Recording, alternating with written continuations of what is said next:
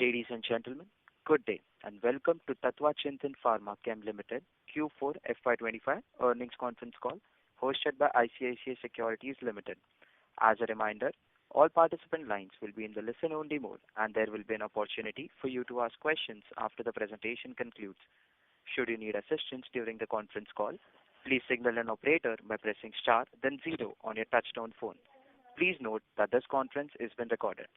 I now hand the conference over to Mr. Sanjesh Jain. Thank you and over to you, sir. Thanks, Avirat. Good afternoon, everyone. Thank you for joining on Tatva Chintan Pharma Chem Ltd. Q4 FY25 results conference call. We have Tatva Chintan management on the call, represented by Mr. Chintan Shah, Managing Director, Mr. Ashok Bothra, Chief Financial Officer, Mr. Rajesh Pillai, Investor Relations. I would like to invite Mr. Dinesh Sodani, AGM Finance, to initiate with opening remarks, post which we will have Q&A session. Over to you, Dinesh ji. Thank you, Sanjay ji. Good evening, everyone. On behalf of the management, I am pleased to welcome all of you to Tatva Chintan's result conference call to discuss financial results for the quarter and year ended March 2025. Please note that a copy of all the earning call related disclosure is available on both the stock exchanges, that is NSE and BSE, and as well as on the website of the company. Any statement made or discussed during this call which reflects our outlook for the future or which could be construed as a forward-looking statement must be reviewed in conjunction with the risks that the company faces. A detailed disclaimer in this regard has been included in the investor presentation that has been shared on both the stock exchanges, that is NSE and BSE. Now I will hand over the call to our Investor Relations Officer, Mr. Rajesh Pillai, for his opening remarks. Over to you, Rajesh ji.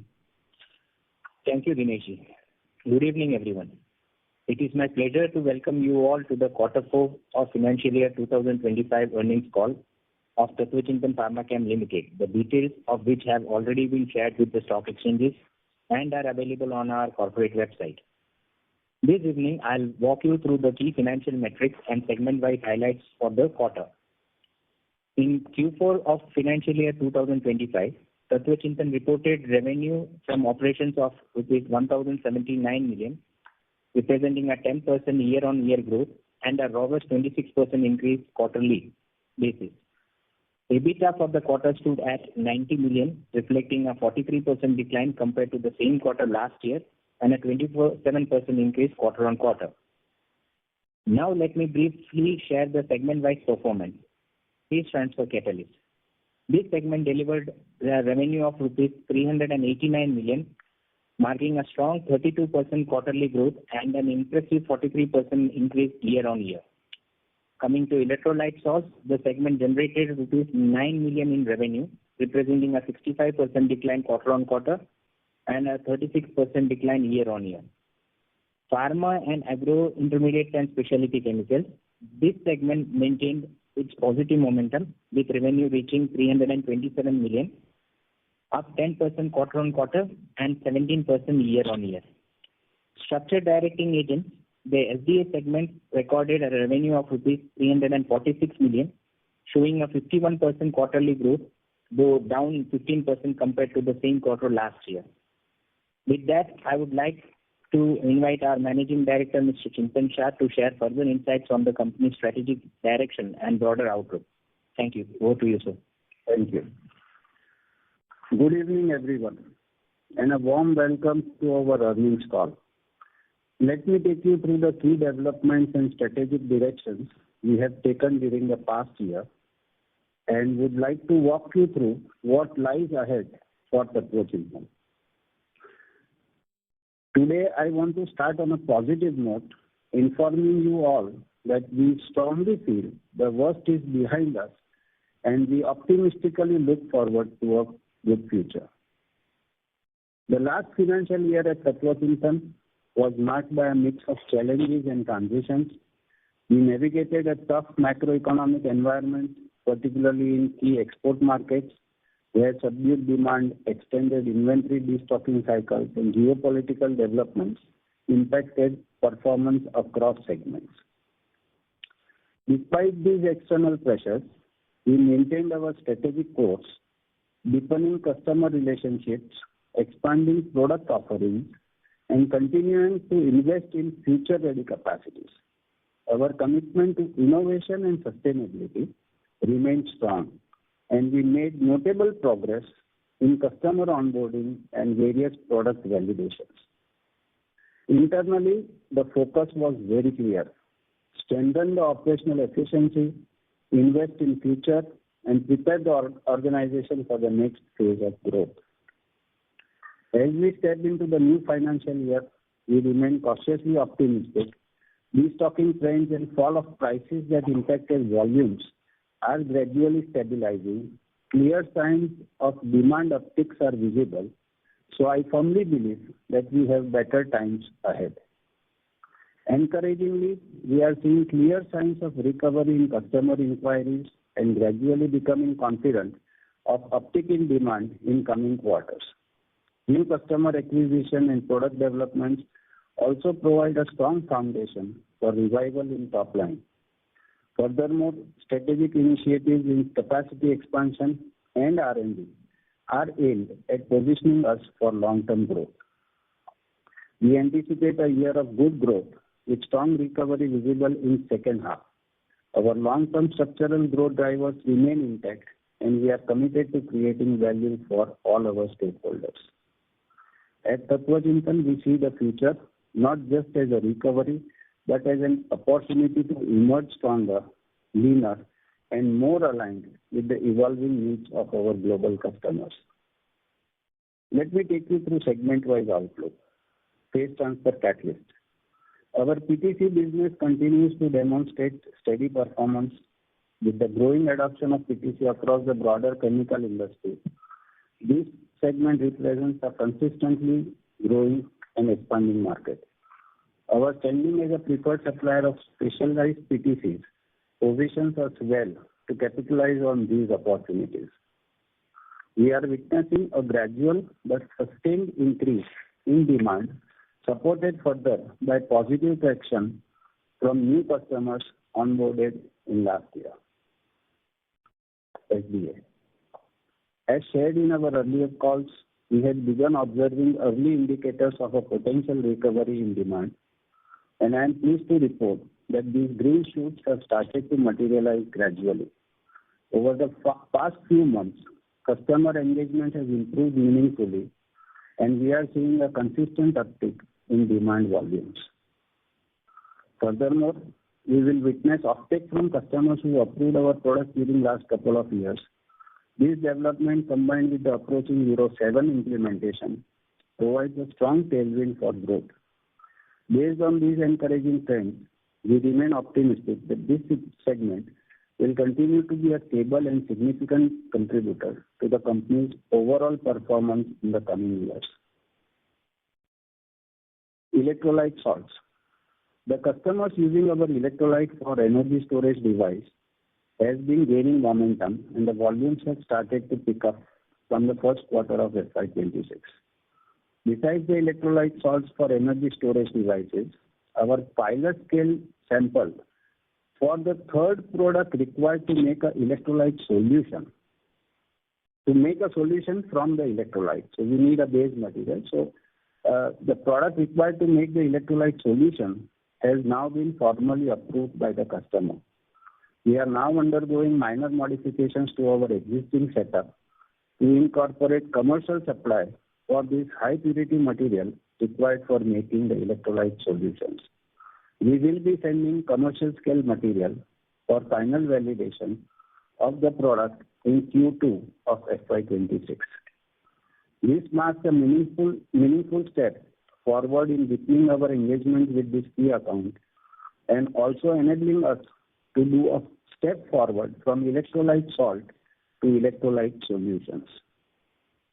Additionally, our qualification process with another strategic customer who is involved in manufacturing batteries for hybrid vehicles is progressing well.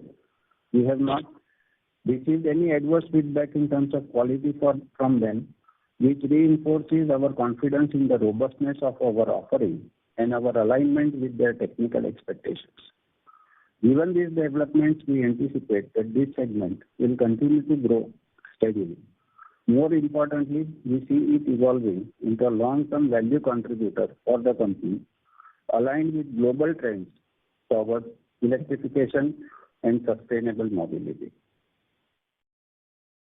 PASC. It gives me immense pleasure to share a significant milestone in PASC segment. We have secured a bulk commercial order for one of our major agro intermediates, marking a crucial step forward in this vertical. The commercial supplies for this product will commence in the third quarter of FY2026. This development is expected to make a substantial contribution to our top line in this financial year and also increasingly in the coming years. This is result of our innovative approach, which has enabled us to invent a new alternative route of synthesis using our catalytic technologies. It has created a win-win situation for us as well as our customer, establishing a sustainable supply chain.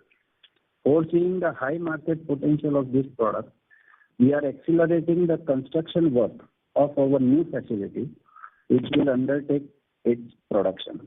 We expect the facility to be ready by the end of third quarter to fulfill the anticipated future demand of this product. Simultaneously, the approval process for a second agro intermediate is advancing positively. We remain confident that this too will translate into commercial success within the upcoming financial year. Additionally, the commercial supply of third agro intermediate will begin in current financial year and witness an increased uptake in coming years. And the validation of fourth agro intermediate is under progress. With this, our agro portfolio is poised to emerge as a strong pillar of growth for the company in coming quarters and future years. The development process of another two agro products is progressing well, and we expect to commence piloting, validation, and approval for this product within the current financial year. On the pharma intermediates front, we have made commercial supplies for the first two products. Our customer will utilize these materials to conduct validation batches for their product. For the other two pharma products, intermediates, validation is progressing very smoothly. Flame retardants. The challenges in flame retardant market are continuously increasing, and it does not make yet a prudent commercial sense to start commercially producing them. So we have decided to withhold the production of these products. Further, with the commercialization of our agro intermediates, the capacity allocation of these products are going to be consumed completely. The company is stepping up its game by significantly enhancing its technological and manufacturing capabilities, particularly in a very specialized area of high purity chemicals for semiconductor industry. Traditionally seen as a formidable challenge for us, this domain demands an exceptional degree of precision and quality control. We are proud to share that Tatva Chintan has made remarkable progress in this area through persistent R&D efforts. What was once considered an ambitious goal has now become a reality, with our capabilities being recognized by global customers who see us as uniquely positioned to deliver on this demanding requirement. The journey to this point has not been easy. It involved years of meticulous research, trials, and process innovation. However, our success in this space is a testament to our technical depth, resilience, and unwavering commitment to pushing boundaries. This development is more than just a technological milestone. It has the potential to be a game changer for the company. We firmly believe that this will pave the path for Tatva Chintan to emerge as a key player in the niche yet rapidly growing field of ultra-pure chemicals for semiconductors and electronic applications. As we wrap up a year that tested the resilience of the chemical industry, we are encouraged by the positive momentum building across several segments. With FY25 demanded caution and adaptability, it also allowed us to sharpen our focus strengthen our operations, and invest in future growth levers. Looking ahead, FY26 is poised to be a turnaround year with new products entering into commercialization phase, demand improving across key markets, and capacity utilization forecasted to increase at significant levels. We anticipate a good top-line growth in this year. Coupled with better operating leverage, it is expected to drive meaningful improvement in EBITDA levels.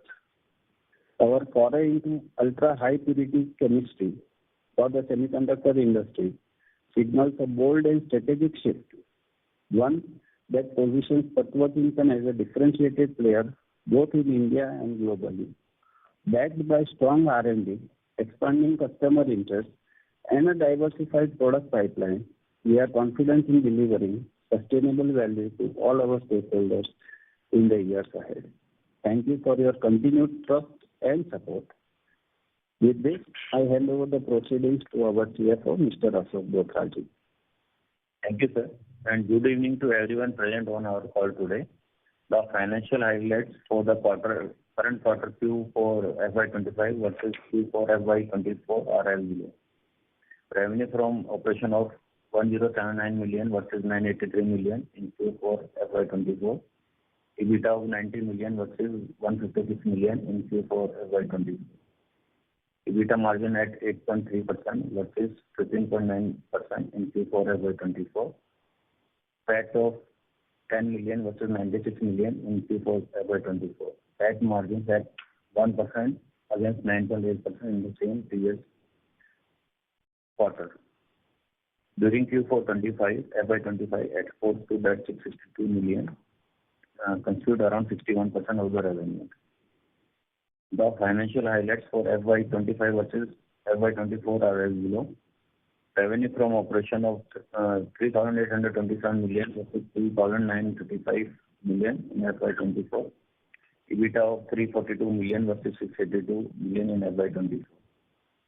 EBITDA margin at 8.9% versus 17.3% in FY24. PAT of 57 million versus 304 million in FY24. PAT margin at 1.5% versus 7.7% in the same period previous year. That concludes an update on the financial highlights of the company.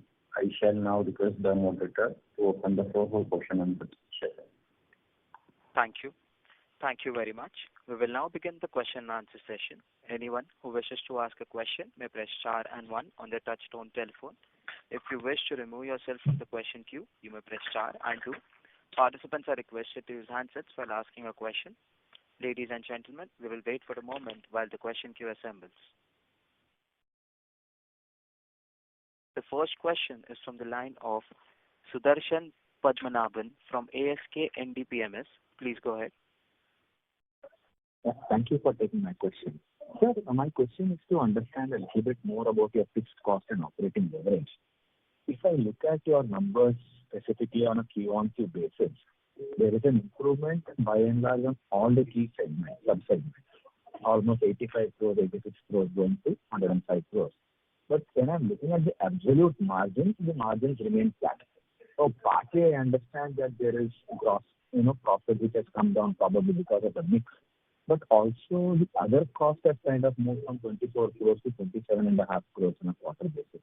So can you elaborate a bit on, the fixed cost structure and, also when you're talking about, next year, the operating leverage, what is the kind of margins that one should expect in the future?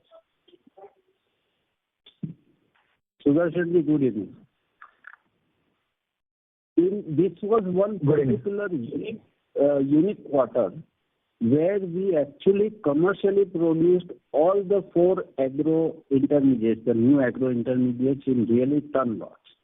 So we executed one product with 40 metric tons as a commercial supply. So that was one. Then 2 new products, one of which for which we got the order recently. So these 2 products required formal qualification for which they urgently wanted some 20-40 metric tons of this product.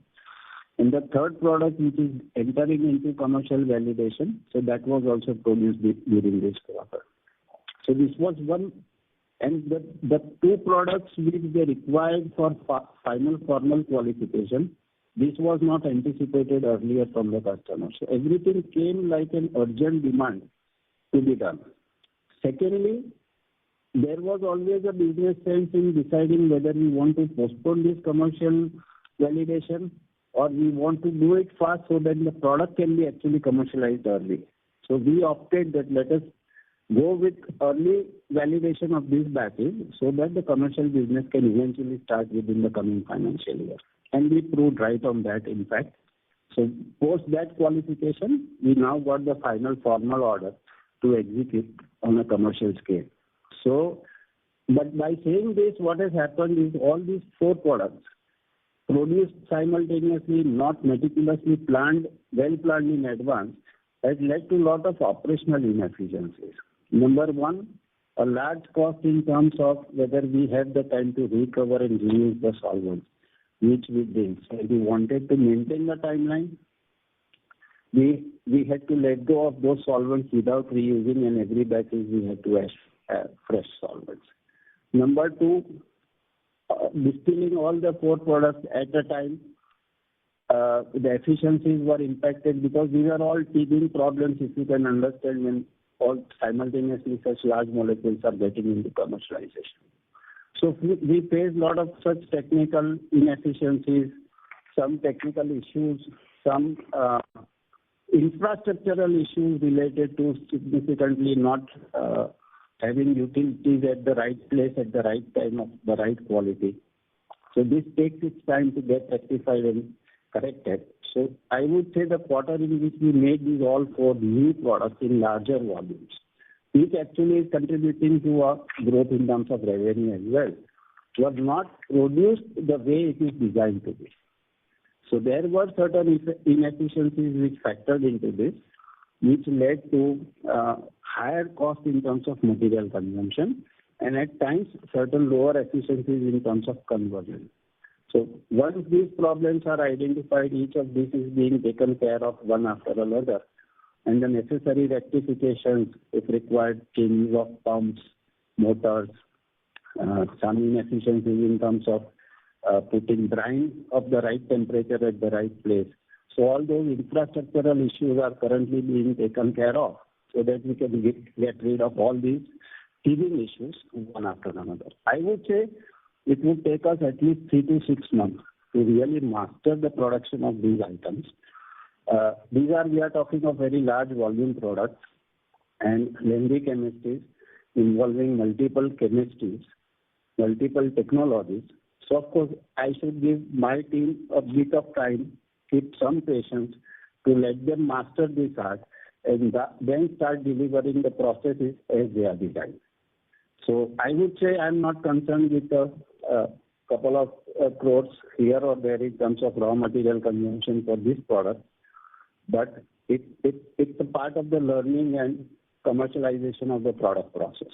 So I would request to be patient, let them do their task, give them a 3 to 4 month time window, and I'm sure we will overcome all these operational issues and start delivering the raw material cost consumption as it is designed for the process. Sure, sir. And in terms of the learning curve, I mean, now that, I would have assumed that you would have spent a few months, in manufacturing these three products. How do you see, yes, sir. Can you hear me now? Hello? Yeah. Yeah. So I'm just trying to understand in terms of learning curve now that, almost 1 quarter has passed and, we are probably in the middle of the next quarter. I mean, how do we see this operational efficiency? I mean, I'm not exactly asking in terms of, the steps what we have been able to correct. But if, I'm assuming flavor. Sorry to interrupt. Just to give you a flavor to make you understand what I'm talking about. For example, in one stage we had defined the conversion has to be at 88% to the desired product. We ended at 82%. Then there is the base analysis that happens that why it did not perform up to 88%. So they have findings that the desired temperature, for example, 3 degrees. but we were operating at 6 degrees because the pumping efficiency was not good enough to remove the heat. So we did the processes at 6 degrees. And if you run it at 6 degrees, we are resulting into certain impurities which are not wanted. So now what happens is you are sitting on 6% of impurities, but eventually what it translates into, when you distill the product, the 6% impurity removal, extra 6% impurity removal, takes another 3-4% of your useful product also with it. So though the conversion may look only 3 or 4% poor, the output will convert into 6 or 7% impurity. So these are the technical issues which we face, we identify, and one after another we are sorting out them. So I probably believe by end of June, most of the processes we should be on the optimum level. And despite of that, since we already now have the order, it was already verbally committed by the customer that this is coming your way. And as you know, we are still constructing the new plant where we can go to full capacity. So we continue to produce even as of today. So with all these ongoing modifications, the process is still on. Production goes on to pile up the inventory, otherwise we will not be able to complete the desired order. So the first priority is to execute the order on time of the desired quality, and cost factors will gradually be taken care of within the next 3 to 4 months time frame. Sure, sir. And sir, if I'm trying to understand, the size of the the agri intermediate, specifically the 3 products that we're talking about, I would first assume that it is for the innovator and for, products which could be very large. I'm just trying to understand what could be, what the scale, say, in the next 2, 3, 4 years. Because if it is in the patent, you also have a longer runway of growth. Okay. The global volume of this product is very high. It's a capex intensive product. What we have delivered to customer is Tatva is the first company globally to produce it commercially by an alternative route of synthesis. So this is where we are bringing our catalytic technology in play on this product, which has helped us to achieve this milestone. So all the rest of the companies offering this product offer it via different route of synthesis, and we have a process which is more sustainable for a long-term supply. So this is the biggest milestone that we achieved by establishing this process, which we are the first company globally to achieve it and to commercialize it. Secondly, in terms of scalability, so this product definitely, there are still a lot of things that we can do with this product. Certain byproducts have to create values. So this is a long way. See, for Tatva Chintan, we are looking at potentially increasing 50% of our top line just by this single product. So when we are talking of that volume with a given customer base, so it's a large volume product that we are entering into to cater this market. So you will have downstream lot of byproducts, a lot of efficiency improvements in terms of how much solvent you are able to recover and reuse, how much other ingredients you are able to recover and reuse or recover and sell it more efficiently. So these all things will gradually become a part of the development process. This is what we can isolate. We can create a value out of it. So all those background work are right now going on in R&D, piloting. So all those development work is going on. Talking to different set of customers which will utilize the byproduct. So all those activities will continue in the background, and the real worth of this product should probably be visible within a year's time. But this is definitely a very large scalable product. You can go to multiple customers, multiple markets to sell the product. And we have some uniqueness in the process. So despite of being a smaller company in terms of competition, we strongly believe that we will hold our position in this market just because of the technology that we could establish. And what about the other products? I would assume the other products will be over and above the price that you talked about. Right. So they are not this big. So each molecule that we have selected ranging between 30 to 75 crores potential. And sir, coming to the FDA opportunity. But just to add to it, so these all will scale up in 3 years, right? The customer is not going to do full volume in year 1. So year 1 to year 2 and year 3 will go to full scale. Mm-hmm. Sure. So we have a runway of growth if, we are able to execute the products as per what we think. I mean, there is at least 2-3 years kind of a long runway of growth, is what I'm saying. Yeah. 2 years. So, 2 years. Sure. So coming to FDA, I mean, what we have seen consistently is the prices are coming down, which is why our finished goods prices are also coming down. Now the last, we have seen some kind of an uptick, and your commentary also is talking about it. If you can give some color, with respect to, one, what is the utilization that you are seeing in FDA currently? And second is, what is the kind of scale-up that one can expect given, the BS7 is also getting implemented? Right. So what we anticipate in terms of SDAs is, unfortunately, as you all know, the product prices have dropped and still they continue to remain at the same level. So there is still no uptick in terms of raw material pricing, which I am suspecting very strongly will happen, but it has not happened so far. So considering that we are remaining at the same value levels in terms of product pricing, same value levels in terms of raw material costing, but in terms of revenue that this can bring in would range between 50% to 70% growth, 40 to 70% growth in terms of volume and value. So this is poised to grow significantly within the coming financial year. Both the products, both things, as I told on my previous speech, is both things are going to be the factor in this growth.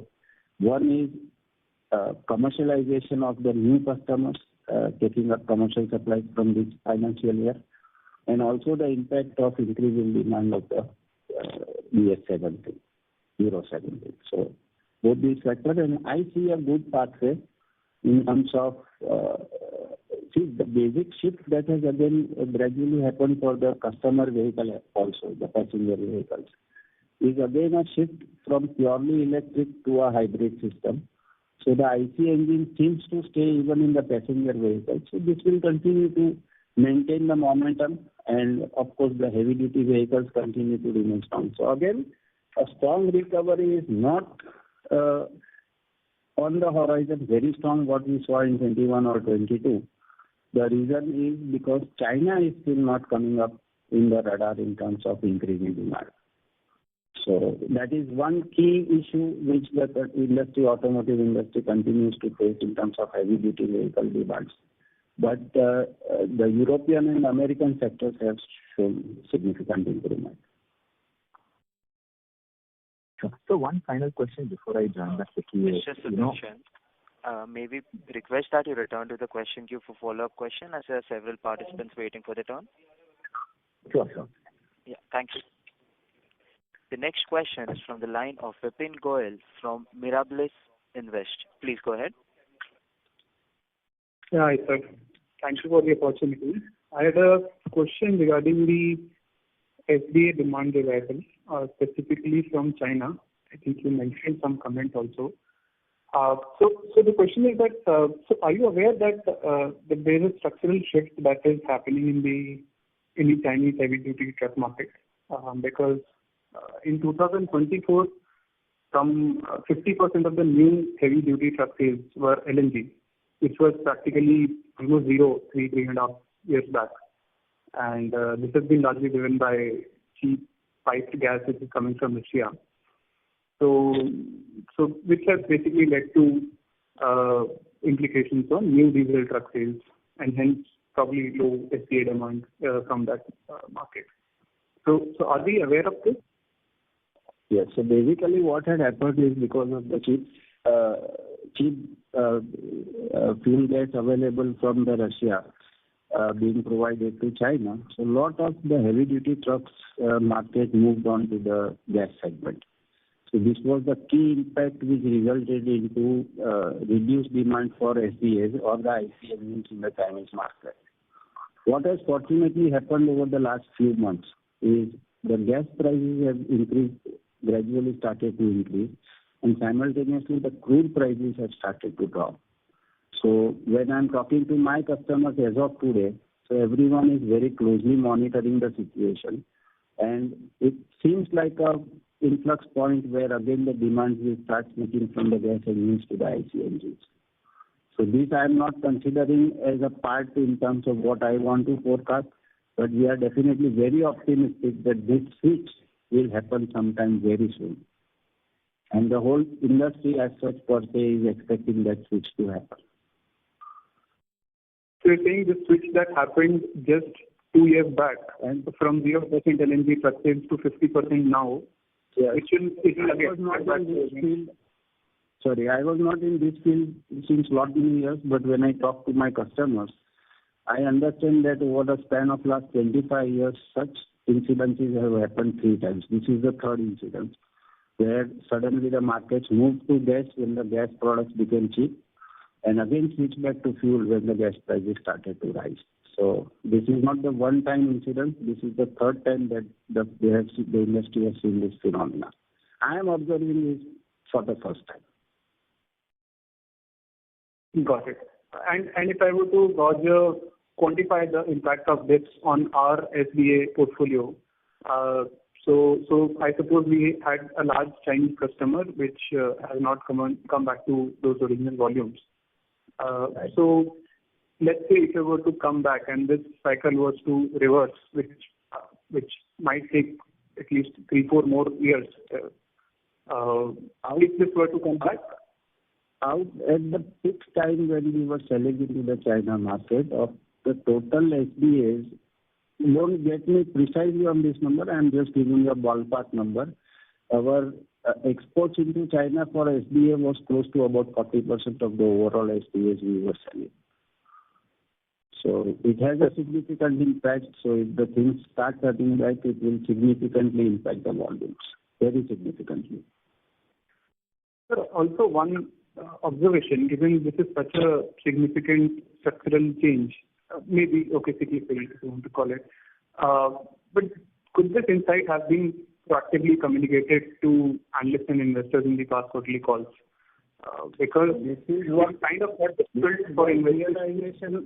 This is one realization which we also understood about 5 to 6 months back, that what is actually happening in the Chinese market.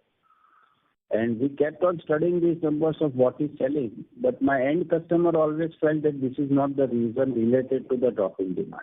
They always felt the reason related is because potentially they have a different way to treat their environment and stuff like that. But this all turned out to be false. The real reason behind it definitely turned out to switch from IC to the gas engine. And now the reversal is what they are anticipating should happen at any time. And I am also strongly hoping that it happens. It's good for our business. Then probably we'll need to study the history again and see if this has happened earlier or not. Because if the customer is positive that this has happened 3 times. This has happened twice in the past. Sir, okay. I think that happened a couple of times in the past. Okay. Great, sir. I think this is it. This is the only question I have. Thank you. Thank you. The next question is from the line of Sanjay Jain from ICICI Securities. Please go ahead. Thanks for taking my question. First on the agrochemical, because we are talking about 60 to 70% growth in the SDA for this year, assuming prices being stable, which is my case is basically 40 to 70. Okay, 40 to 70%. But in our presentation, we have talked about total growth of 25%. That means other segments are expected to grow much slower. How to see this? Basically, in terms of growth, if we see, so PTC is been technically expanding 10 to 12% on a year. And electrolyte salt itself, the segment is small. So even if it grows at 200%, it will not have a very significant impact on the line. So we expect the electrolyte salt segment to grow by at least 200% this year. But what significant impact will it have is hardly anything, because it will go from, let us say, from 6 crores to 23, 25, 26 crores in terms of revenue is what we forecast. So though in terms of numbers it looks, though in terms of percentage it looks huge, in terms of value it doesn't look so significant. So what is growing is in terms of SDA and TASC, both growing at about 40 to 50% is what we anticipate. Got it. And PTC will be a consistent growth through the year. Whereas TASC, with the kind of schedule we have been provided today, the growth will reflect from Q3 and Q4. Because Q1, Q2 we will just keep on producing so that we are able to dispatch in Q3. So we will be producing. So assuming that this kind of 25% is a ballpark 500 crores of top line, we should be hitting what? A significant portion of utilization in the plant, or we can optimize still further to extract more value out of it? Yeah, so those gaps, that is what I was talking to right now to the first call. What I said is, those are the gaps which are being identified, how to increase the process efficiency, where we can see basically, let us say if I am sending a water of 6 degrees at a certain pressure, and if I am able to send 3 degrees water at a more higher pressure, then my cooling time comes down, then my reactions become faster. So these are the things which are being now understood, taken care of, modifications are going on to increase those process efficiency. So I would not claim that this is going to be optimum. There are a lot of scopes to improve your processes, improve your performance, improve your yields, and improve utilizations of your byproducts. Got it. My next question is on the PTC side itself. In the last quarter, we said that we have added 2 new customers, one for the polymer, special polymer, and the other for the recycling. And I thought that could aid the growth for FY26. Haven't the material is being delivered this Wednesday, day after tomorrow, to the customer. So after that, we will have maybe 4 to 6 weeks to know what is happening there. Okay. It is for what? Approval, validation, or it will take a longer cycle like this? Commercial scale validation. So samples, piloting, everything was done. So now we are sending one ISO tank of product, 20 metric tons kind of thing, which is being delivered day after tomorrow, Wednesday. And the realization in these products will be same as other PTC, or these are higher value? More or less the same. No, more or less the same. Okay, so it's not going to add in terms of value chain, it's just going to add volume to us. Yes. And it has slightly better margin, but not significantly higher, which can shift the PTC broad margin. It cannot shift it. Got it. We haven't talked about the polymer chain in the HTA segment. We were doing one through electrolysis process. Any update on that? Yeah, so that has been commercialized. We have sent material to the customer now. So, in fact, I am also traveling on this weekend and meeting the customer in next week.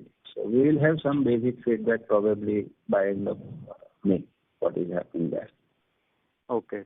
So now we are just sitting idle for the customer to respond in terms of how they feel the material is and what is their feedback in terms of quality of the commercial supply. Got it. And lastly, on the PASC side, how do you see this pharma side coming up? We don't expect any revenue to be booked in FY26, more of FY27 phenomena, because we spoke in FY26 largely about agrochemical.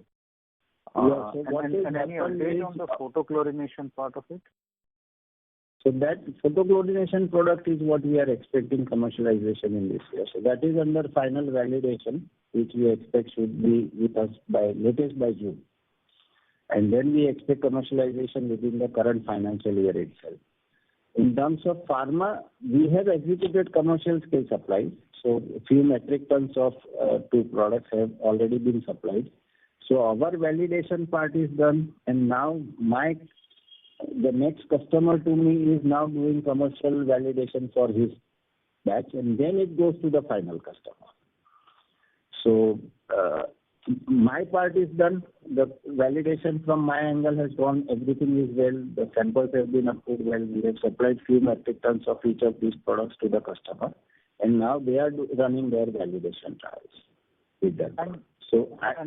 There may be a possibility to commercialize something by the end of the current financial year. But I would say that would be optimistic, or if there is any changes because now the ball is not in my court. Ball is in my customer's court, and then the ball goes to the final customer's court. And how about the regulatory part? Are we already part of the filing, or that's a different process we need to run? Yeah, so once this validation from my immediate customer happens, we will become part of that dossier. Okay, that process is on, or that process is yet to start? Yeah, no, it is on. We are onboarded. Basically, we are onboarded. We are onboarded. Okay. The next question is on the margin. Now that we are now looking at improving the process, improving the utilization, how should margin look?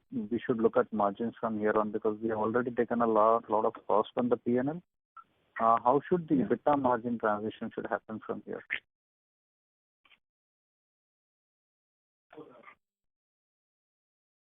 If you want in a more of a precise answer to this, I would say a ballpark number of around 20% should be more realistic for the current year. I am expecting there have to be certain challenges when we are scaling up each of these new large value products. We are talking of increasing the top line with new products. That is also a significant part of the overall growth. So when this is happening, I am suspecting that efficiency, what we have estimated, will take some time. Let us say 3 to 5 to 6 months time to reach to that operational efficiency to derive the real value. Considering that, still I feel a guess of about 20-21% in terms of EBITDA would not be a wild guess. Got it.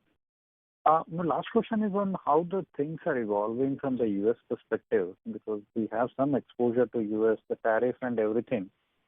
Given this scenario, are we seeing increased customer query? Are the customers very worried? Once the 5th July passed, how are you planning the supplies and all? Because the tariff remains very uncertain there. You see, there is something there is some annexure that is published that these are the products or categories which are exempt from this special duty. And I believe almost all, barring a couple of products, almost all the products what we are into is under that exemption list. So theoretically, this doesn't change anything for us unless and until they end up changing the list itself. Got it. But any increased inquiry from the customer as a policy to shift from?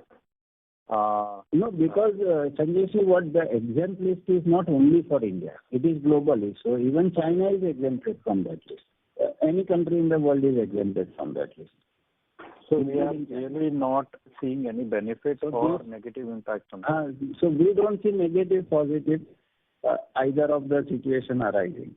Only if something changes in terms of removal of certain key products from that list, then it can significantly change something. But honestly speaking, talking to other industry peers, I feel that no one is expecting anything major to happen there. Got it. Thanks, Chintan bhai. These are my questions, and best of luck for the coming quarters. Thank you. Thank you. The next question is from the line of Darshil Zaveri from Crown Capital. Please go ahead. Hello. Good evening, sir. Hopefully I'm audible. Yes, please. Yeah. Hi, sir. So just firstly a clarification of what I think the answer to the previous participant, we are expecting 20% margin for the next year full year, or that would be maybe an exit run rate as scaling up quarter on quarter, the margin will improve and finally it will reach, or overall we want to be able to reach 20% for the full year, sir? Overall full year, because there will be significant difference in terms of H1 and H2, because both the large agro products will have commercial. We will continue to produce in H1, but the sales will be booked only in H2. So there will be a significant difference in H1 and H2. So whatever I am saying is for the full year. That's really great to know, sir. So just maybe going a bit towards a longer period of time. I think in the presentation itself you mentioned this year we want to have a 25% top line growth, and you were saying that each agro product can maybe be a 40 crore product itself. So over like by FY 25 and 28, like our growth momentum can continue, and how do we look next 2-3 years in terms of top line and margin, sir? So each of these new products, so let us say the rest of the segments are just evolving and growing. For example, SDA, PA, CES, environmental sorts. So electrolyte salts will also grow, but the value is too low as of today, so the growth will not be seen big in terms of big numbers.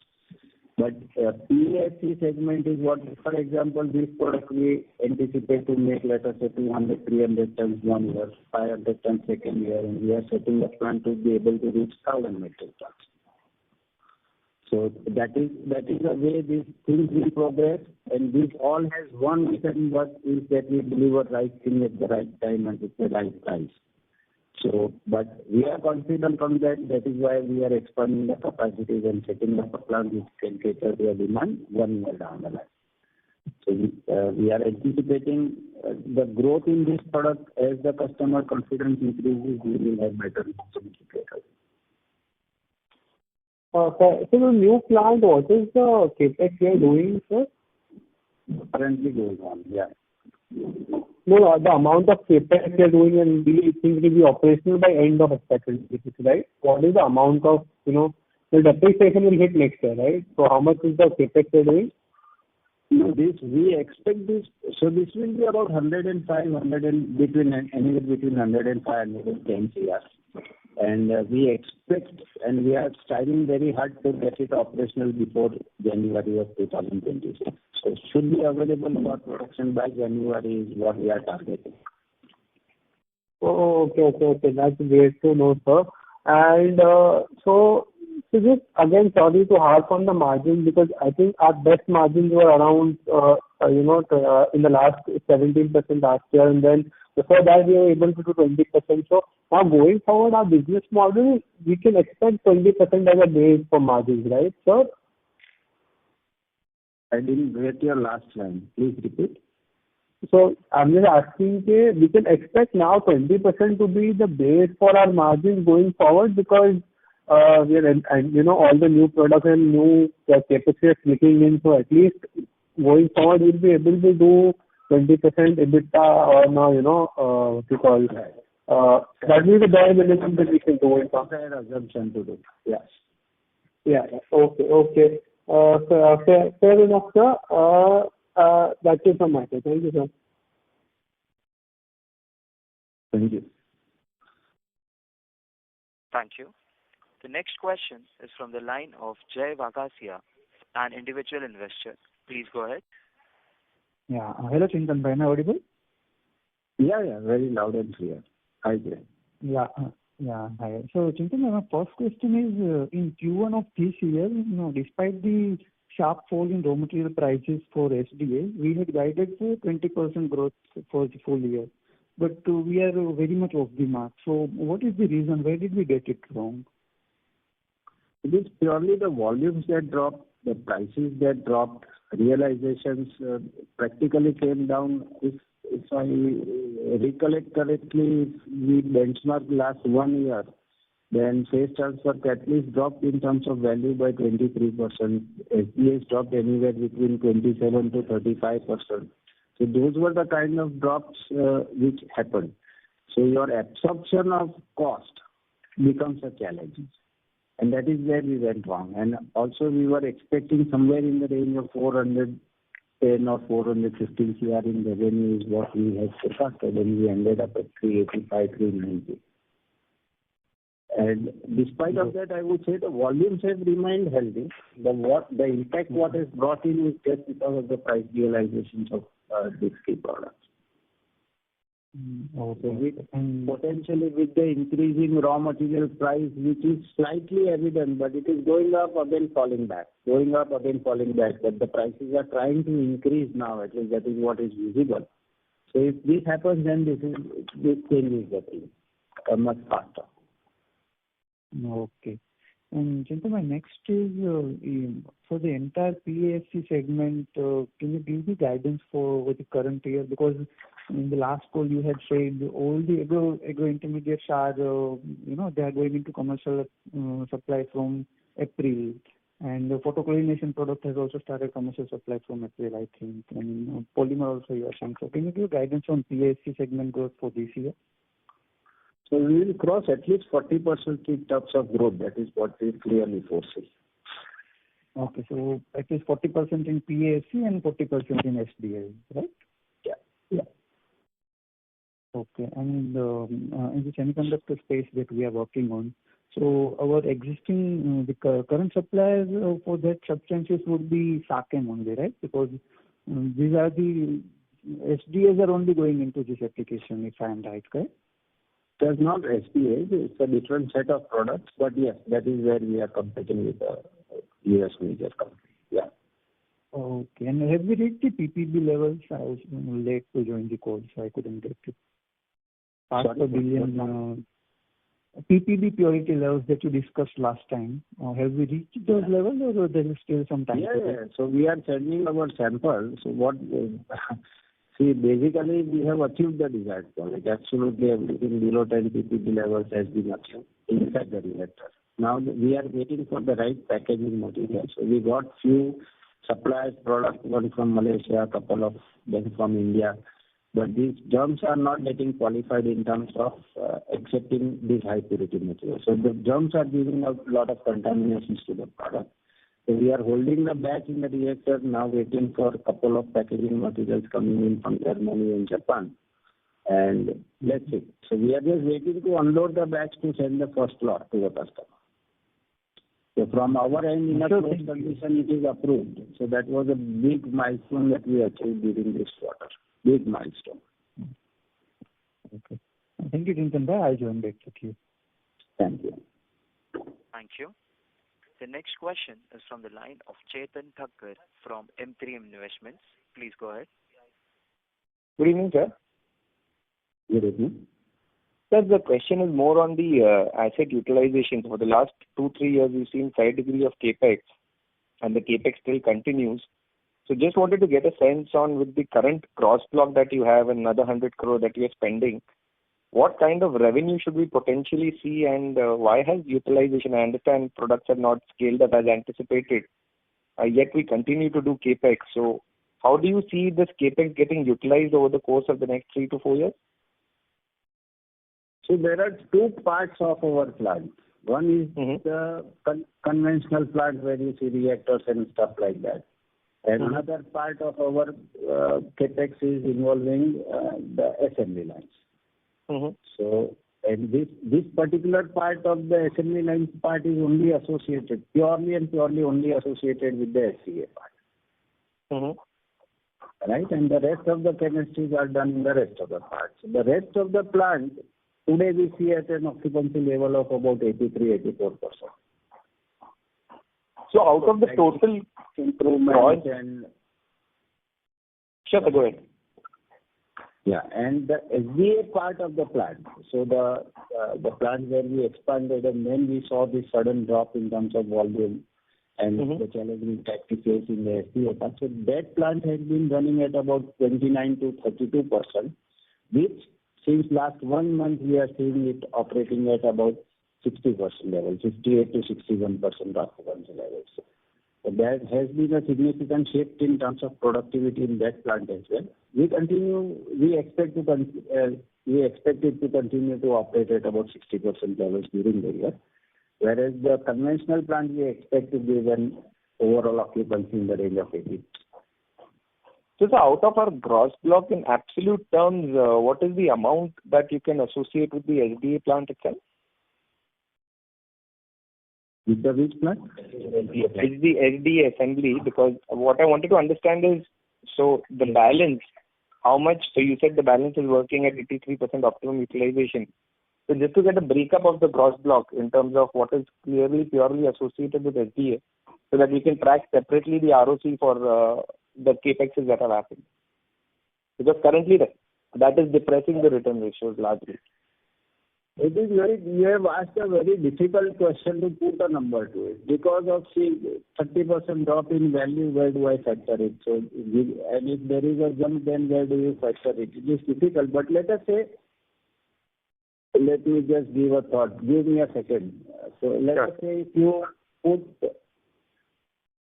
SDA's projected value and volume at the current price levels. Let us assume that the prices are for next 2-3 years.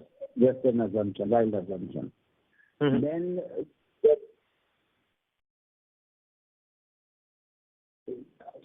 Hello, sir. Am I audible to you? yeah, one second. Okay. I'm just doing my mathematics. Sure. So it goes to roughly about 450 CR in terms of top line from the SDA plant if it is getting occupied at 100% levels. Understood. Again, it depends lot of things. There are multiple products within the SDA category. So something ranging from $5, something going up to $12 or even $16. But as a fair estimate of what could sell more and what would not sell so high volumes, so based on that, I would say we can reach at the current price levels, we can reach to a revenue of 450 crores. Got it. So once the SDA is fully utilized, we theoretically can add 450, the balance 250 that we are doing currently, which is non-SDA, and the scale-up that you've already highlighted. So we should count that scale-up and associate the fresh capex there and try and work it reverse to see what is the actual ROC of ex-SDA, so that we get a fair degree of understanding how ex-SDA is progressing. Absolutely. Sure. Understood, sir. This is helpful, sir. Thank you so much. Thank you. Thank you. I would now like to hand the conference over to Mr. Ashok Bothra for closing comments. Thank you.